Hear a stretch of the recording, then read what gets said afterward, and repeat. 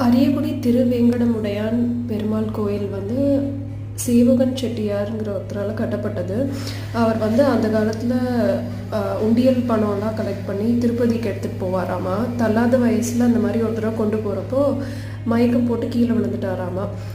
பெருமாளை பார்க்க முடியல, தீர்த்தம் வாங்க முடியலன்னு அழுதுகிட்டே வந்தார் அப்படின்னு இங்கே இருக்கவங்க சொல்கிறாங்க.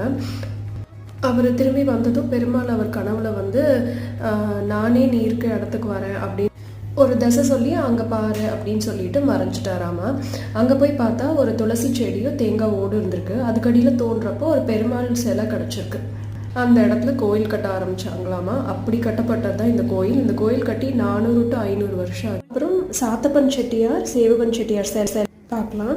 ஆப்போசிட்டில் நரசிம்மர் கோயிலில் நரசிம்மர் சிலையும் சக்கரத்தாழ்வார் சிலையும் பார்க்கலாம். சக்கரத்தாழ்வார் சிலைக்கு பின்னாடியே நரசிம்மர் சிலையும் வடிச்சிருக்காங்க.